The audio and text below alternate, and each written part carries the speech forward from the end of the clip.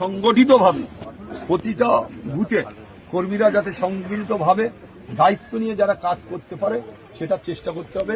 আর আমি এই অঞ্চলে যারা নেতৃত্ব আছে অঞ্চল কমিটি, আমরা তাদের বলবো প্রতিটা বুথে বুথে বসার জন্য প্রতিটা বুথ কমিটি তৈরি করে এখন থেকে পঞ্চায়েতের প্রস্তুতি নিতে হবে একদিকে, আর একদিকে এই সন্ত্রাসকারী যারা তোলাবাজ, যারা লুট করেছে, যারা আমাদের ছেলেদের উপরে আক্রমণ করেছে একুশে ভোটের বিধানসভা নির্বাচনের পরে, তাদের কথা আমাদের ভুললে হবে না।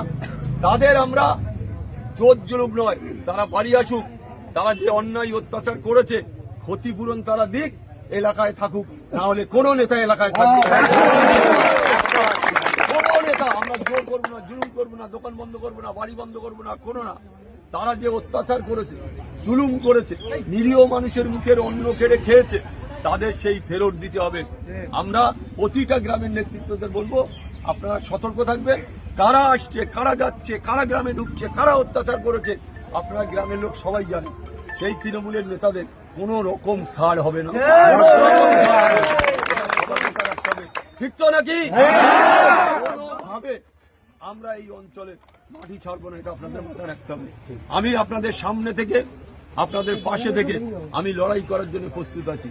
তাই একটা কথা মনে রাখতে হবে যে আপনারা মাথা তুলে দাঁড়ান, লড়াই করুন, দেখবেন এই অপদার্থ বিজেপি নিয়ে আমরা কোন রকম চিন্তিত নয়। ক্যানিং আমরা বিজেপি নিয়ে ভাবছি না, তারা তাদের মতন করুক, সরকার এসছে তারা যেটা ইচ্ছা করুক, আমরা তাদের সাথে পায়ে পাতে ঝগড়া করবো না। কিন্তু বিজেপিদের জেনে রাখতে হবে, কোন তৃণমূলের কর্মীদের শেল্টার দিলে বিজেপি হোক, আরএসপি হোক, আর অমুক হোক, তমুক হোক, আইএসএফ কিন্তু ছেড়ে কথা বলবে না, এটা জেনে রাখতে হবে। আমরা আমাদের ছেলেদের অনেক ক্ষতি হয়েছে, অনেক ক্ষতি স্বীকার করেছে আমাদের আইএসএফ এর ছেলেরা। আজকে সেই ক্ষতিপূরণ যারা এখানে ফিরে এসে রাজনীতি করার চেষ্টা করবে, তাদের প্রতিটা নেতৃত্বকে ক্ষতিপূরণ দিতে হবে। এলাকায় বসে এলাকার মানুষের সামনে তাদের বলতে হবে যে এটা আমরা ভুল করেছি, আমরা যাদের ক্ষতি হয়েছে।